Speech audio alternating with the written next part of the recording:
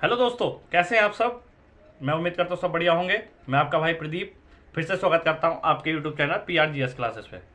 भाइयों, फिर से हम आ चुके हैं आज नई वीडियो के साथ और नए टॉपिक के साथ और एक नए चैप्टर के साथ। और आप सबको कुछ इन्फॉर्मेशन भी देनी थी।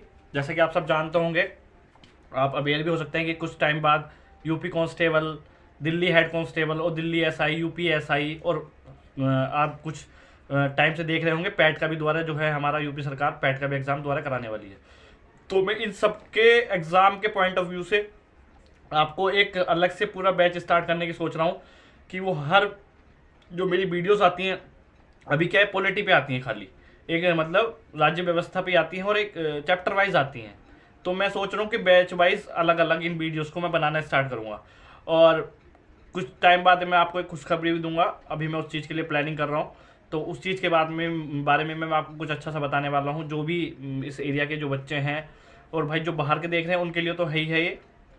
आप मेरे यूट्यूब चैनल से जुड़ सकते हैं, पर कुछ मेरे से कह सकते हैं डायरेक्ट भी जुड़ने के लिए मैं कुछ व्यवस्था कर रहा हूँ, कुछ इंतजाम करने की कोशिश कर रहा हूँ।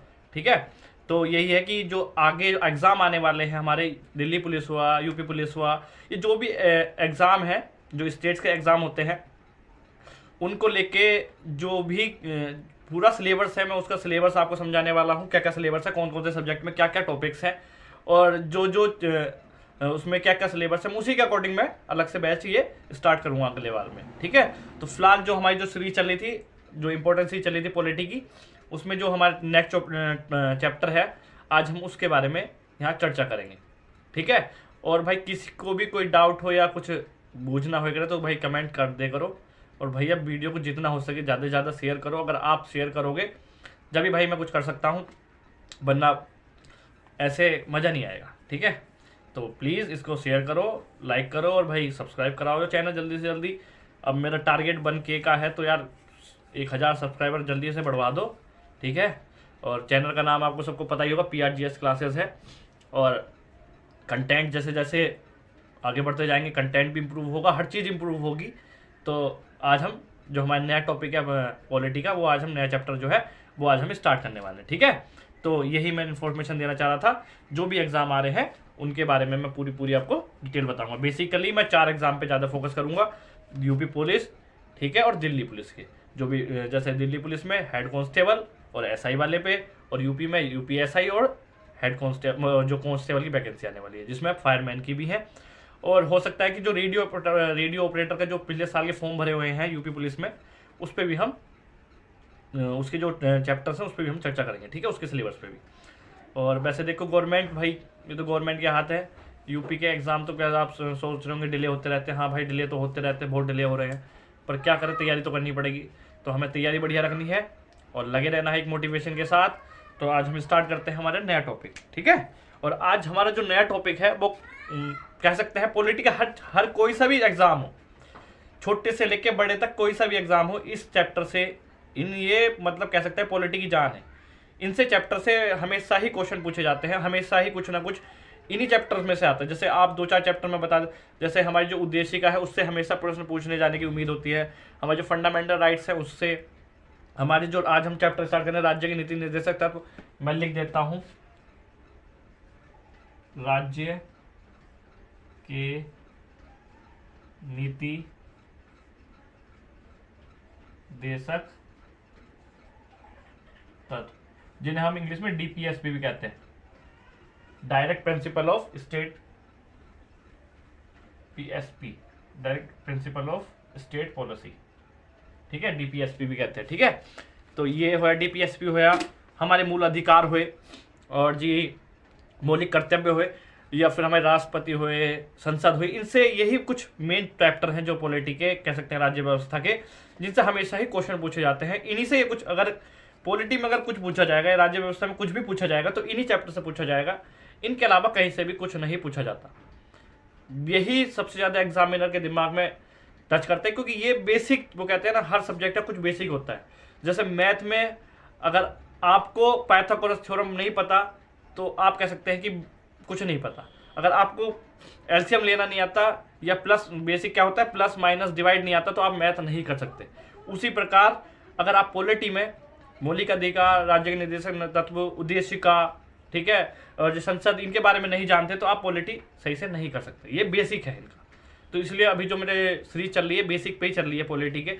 अब मैं क्या करने वाला हूँ, इसको एग्जाम के पॉइंट ऑफ व्यू से कि किस एग्जाम में पॉलिटी का कितना सेक्शन है, ज्योग्राफी का कितना सेक्शन है जी, हमारे हिंदी का या इंग्लिश का कितना सेक्शन है, मैथ का कितना सेक्शन है, रीजनिंग का कितना सेक्शन है, उस पर अलग से एक डीप वीडियो, मतलब डीप का एक सीरीज के रूप में, एक बैच के रूप में मैं चलाया करूँगा। ठीक है, तो आप सबको अच्छा लगे तो बताना। ठीक है, तो आज हम पढ़ने वाले हैं हमारे राज्य के नीति निर्देशक तत्व। इसमें ये जो हमारा संविधान के भाग, कुछ मेन चीजें बता देता हूँ। ये हमारे जो संविधान है उसके भाग 4 में आता है।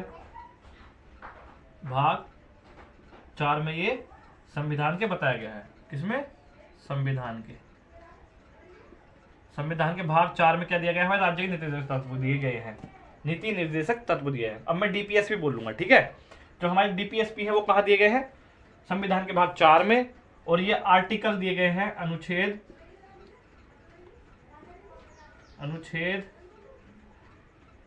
36 से लेके 51 तक दिए गए हैं। ठीक है, कहाँ तक दिए हैं? आर्टिकल 36 से 51 तक इसके बारे में चर्चा की है। और मैं एक एक्स्ट्रा इन्फॉर्मेशन आपको दे देता हूँ। इसमें 51 क्या जो है, जो हमारा 42वें संविधान संशोधन द्वारा जोड़ा गया था 1976 में, उसमें ही हमारे क्या दिए गए हैं? मूल कर्तव्य दिए गए। ठीक है, तो ये कुछ एक्स्ट्रा इन्फॉर्मेशन थी, चैप्टर से अलग है। ये मूल कर्तव्य में अलग नेक्स्ट वीडियो में, मतलब इसके कंप्लीट होने के बाद नेक्स्ट उसमें पढ़ाऊंगा। ठीक है, तो आज ये है हमारे जो डीपीएसपी है वो कहाँ से, कौन से भाग में दिए गए हैं?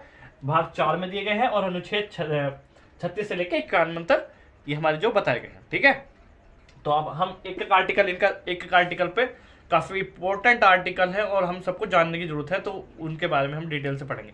आज मैं आपको सिर्फ 3 आर्टिकल पढ़ाने वाला हूँ, 36, 37 और 38। बाकी जो आर्टिकल है नेक्स्ट वीडियो में आएंगे। ठीक है, और हम इनको ऐसे भी पढ़ेंगे कि कई बार क्वेश्चन पूछा जाता है कि डीपीएसपी में गांधीवादी विचारधारा से कौन से अनुच्छेद कहते हैं, गांधीवादी विचारधारा से कौन से अनुच्छेद रिलेटेड हैं या गांधीवादी विचारधारा से प्रेरित है, या फिर कहते हैं साम्यवाद से कौन से प्रेरित हैं, तो मार्क्सवाद से कौन से। तो उन आर्टिकल्स को भी हम 3 सेक्शन में डिवाइड करके उनको भी पढ़ेंगे। ये सामान्य आर्टिकल क्या है उनके बारे में हम, वो भी मैं इनको डिवाइड करूंगा। ठीक है, तो नेक्स्ट वीडियो में होगा। आज हम जो आर्टिकल पढ़ने वाले हैं वो आर्टिकल है खाली आर्टिकल 36, 37, 38। क्योंकि आप सब जानते होंगे, आप भैया वीडियो लॉन्ग हो जाती है, मुझे भी अपलोड करने में दिक्कत आती है और लॉन्ग वीडियो आप देखते ही नहीं है, क्योंकि जब तक पूरी वीडियो नहीं देखेंगे आपको कुछ समझ में नहीं आएगा। तो मेरा यही कहना है, जो भी बच्चा इनसे मेरी वीडियो से अगर तैयारी करने की सोच रहा है तो वीडियो कंप्लीट देखे करो भाई। बोरिंग थोड़ी, हाँ मैं मानता हूँ भाई थोड़ा बोरिंग तो है अभी। अब बोरिंग इसलिए है कि मुझसे बच्चे नहीं जुड़ पा रहे अभी, मेरी भी स्टार्टिंग है। स्टार्टिंग में मैं कह सकता हूँ कि मैं बड़ा भाई वो तो हो नहीं सकता, वो क्या आदमी लास्ट तक भी सीखता ही है, तो मैं अभी सीखने के प्रोसेस में हूँ। तो अगर कुछ बच्चे इंटरेक्ट भी करेंगे मेरे से तो कुछ अच्छा होगा, तो उसी के लिए मैं कुछ प्लानिंग भी कर रहा हूँ अभी इंटरेक्शन के लिए भी। तो ये है कि, पर यह है कि अगर आप पढ़ते हैं, अगर मेरी वीडियो से, इन वीडियो से अगर तैयारी करने की सोच रहे हैं तो मैं विश्वास दिलाता हूँ आपकी तैयारी बढ़िया हो जाएगी। पर ठीक है, अब तो पूरी वीडियो देखे करें। तो पढ़ाई तो थोड़ी बोरिंग भी होती है, ऐसी नहीं है कि पढ़ाई को मज़ेदार बना दिया। मैं खान सर तो होने के डायलॉग मार दूँ, क्योंकि वो भाई अलग ही लेवल के टीचर हैं। अब मैं कोशिश कर रहा हूँ कि कुछ हर टीचर से कुछ ना कुछ अडोप्ट करके आपको एक अच्छे से अच्छा चीज़ें दिखाई जाए। ठीक है, तो हमारे आज हम आर्टिकल पढ़ने वाले हैं 36, 37 और 38। हमारे जो 36 आर्टिकल है हम उसके बारे में चर्चा करते हैं। हमारा 36 आर्टिकल में क्या कहा गया है? राज्य की परिभाषा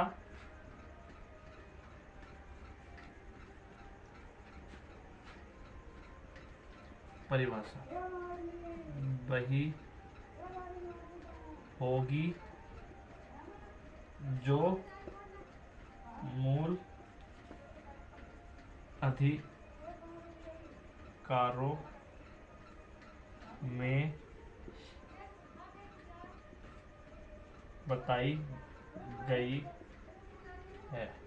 मतलब हमारा आर्टिकल 36 बेसिकली क्या कहता है कि जो हमारे राज्य की क्या परिभाषा होगी, समझ गए कि राज्य की परिभाषा क्या होगी। और राज्य की वही परिभाषा है हमारे मूल अधिकारों में, डीपीएसपी में भी वही परिभाषा है जो हमारे आर्टिकल आपने देखा 12 में थी, हमारे मौलिक कर्तव्य में, मौलिक कर्तव्य मूल अधिकारों में, जो हमारी आर्टिकल 12 में जो राज्य की परिभाषा थी, वही परिभाषा हमारी आर्टिकल 36 में दी गई है। और वो परिभाषा क्या थी कि जितने भी कोई व्यक्ति हो या संस्था हो या कुछ भी हो, वो सब राज्य के अंदर इंटरनली माने जाते हैं।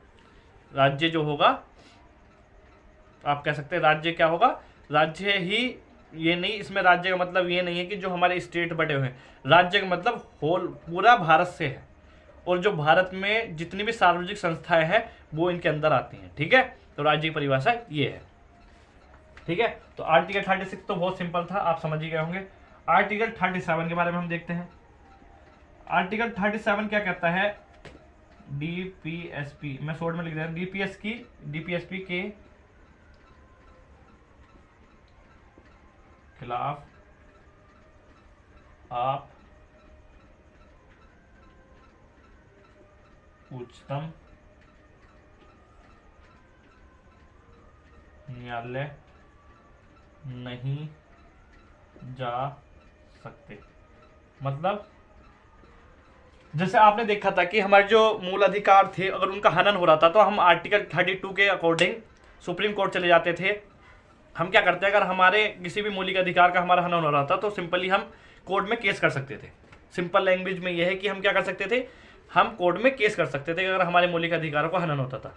हमारे कोई भी हमारे मौलिक अधिकारों को छीनता था या कम करता था, गवर्नमेंट कम करती थी या कुछ भी करती थी, या कोई भी व्यक्ति हमारे अधिकारों का हनन करता था, तो हम क्या कर सकते थे, हम सुप्रीम कोर्ट जा सकते थे या हाई कोर्ट जा सकते थे। ठीक है, ये चीज़ें आपने देख ली होंगी। अब पिछली वीडियो अगर जिसको नहीं समझ में तो मौलिक अधिकारों की सीरीज देख ले, उससे भी चीज़ें समझ में आ जाएंगी। ठीक है, लिंक मैं डिस्क्रिप्शन में दे दूंगा इसके। ठीक है, तो ये था। तो पर इसमें क्या है, हमारे डीपीएसपी जो है ये किसी भी न्यायालय में जाने की आपको अधिकार ही नहीं देते। वो देते ही नहीं, कहते ही नहीं कि आप अधिक उसमें चले जाओ। इनको अगर राज्य सरकार या कोई भी सरकार अगर इन डीपीएसपी में जो अधिकार दिए गए हैं अगर उनको लागू अपने स्टेट में लागू नहीं करता है, तो आप ये नहीं कह सकते कि हम भाई सुप्रीम कोर्ट चले जाएंगे, हमारे आपने डीपीएसपी हमें नहीं दिए, ये अधिकार आपने नहीं दिए। तो ये जो है कुछ कर्तव्य हैं, कह सकते हैं आप कर्तव्य हैं जो सरकारों के, कर्तव्य नहीं, ये दायित्व है जो सरकारों के हैं।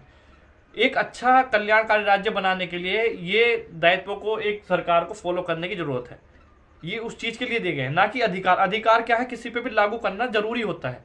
अधिकार जो होते हैं व्यक्ति के, कह सकते हैं वो जरूरी है एक जीवन के लिए, पर ये जो है ये कल्याणकारी जीवन बनाने के लिए, एक अच्छा जीवन, अच्छा आर्थिक रूप से, राजनीतिक रूप से, सामाजिक रूप से अच्छा जीवन बनाने के लिए, एक अच्छी राज्य का निर्माण करने के लिए ये जरूरी है कि वो जो उस राज्य की सरकार है वो इनके अपने कानूनों में इनको इनको रखे, इनके ही अनुसार अपने कानून बनाए, इनको पढ़ के ही इनका हनन ना हो, इनको ही लागू करके वो क्या करे, कानून बनाए। तो ये उस चीज में डीपीएस में दिया गया है। तो डीपीएस में आर्टिकल 37 क्या कहता है कि अगर कोई गवर्नमेंट अगर अपने अधिकारों में या अपने कानूनों में राज्य के नीति निर्देशक तत्वों या डीपीएसपी को शामिल नहीं करती है, तो आप सुप्रीम कोर्ट नहीं जा सकते या हाई कोर्ट नहीं जा सकते कि भाई उन्होंने, गवर्नमेंट ने ये नहीं रखा है। अगर आप जाओगे तो आपका 2 चपत लगेंगे और भगा दिया जाएगा। ठीक है, सॉरी चपत नहीं लगेंगे, वो मजाक कर रहा था। तो ये इसमें ये बात की गई है। ठीक है, तो हम नेक्स्ट आर्टिकल देख लेते हैं। अब अपना 1 मिनट से साफ कर देता हूं मैं।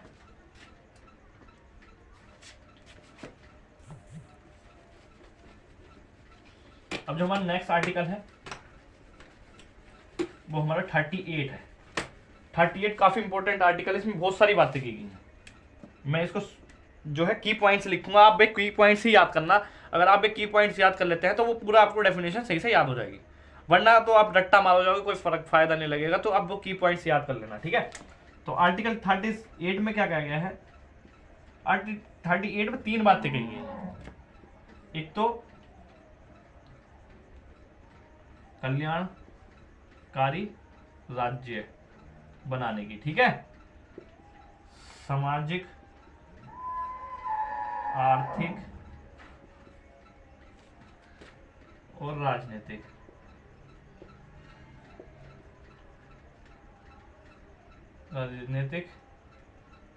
समानता की बात की। तीसरी चीज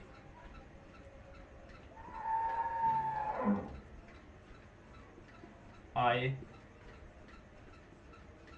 प्रतिष्ठा प्रतिष्ठा, आय प्रतिष्ठा की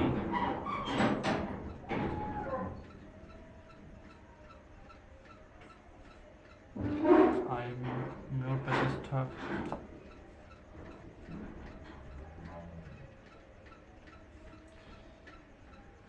नहीं, ऐसे नहीं लिखते, इसे ऐसे लिखते हैं,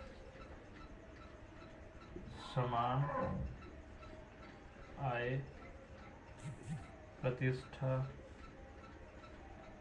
की बात।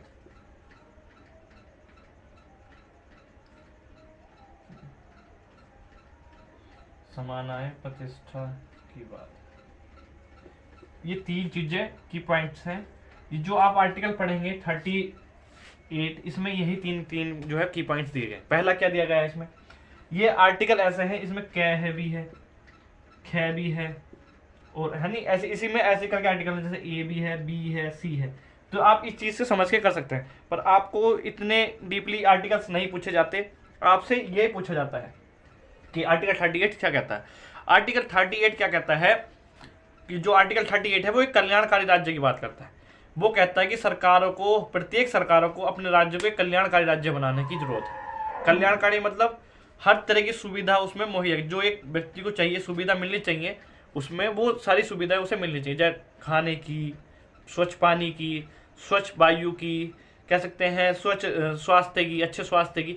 ये सब बेसिक चीज़ें जो होती हैं वही हमारे एक कल्याणकारी राज्य का निर्माण करती हैं। तो वो क्या है कि कल्याणकारी राज्य निर्माण करने के लिए ही वो क्या करे, राज्य सरकार कार्य करे, उस चीज़ की बात हमारी कही गई है। और अब हमारा आर्टिकल बी के इसमें क्या है, सामाजिक आर्थिक राजनीतिक न्याय की बात की गई। वही कल्याणकारी राज्य बनाने के लिए क्या जो किसकी जरूरत है, ये जो कह सकते हैं बेसिक इसके ही दोनों ये पार्ट्स हैं, ये जो पार्ट है दोनों वो इसी के हैं, इसी को ही वो एक्सप्लेन करते हैं, कल्याणकारी राज्य को ये दोनों एक्सप्लेन करते हैं।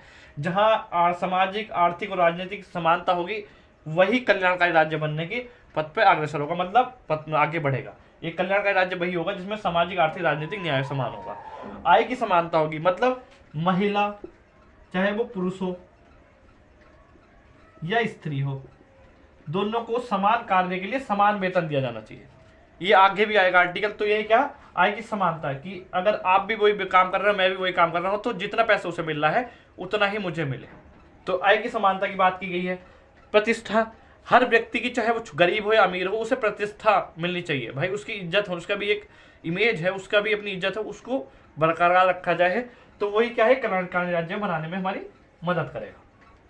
ठीक है, तो मैं उम्मीद करता हूँ ये समझ में आ गया होगा आपके। तो बाकी जो आर्टिकल्स हैं वो हम नेक्स्ट वीडियो में देखेंगे, क्योंकि वीडियो बहुत लॉन्ग होने वाली है भैया फिर। तो नेक्स्ट वीडियो में देखेंगे आर्टिकल्स हम बाकी वाले।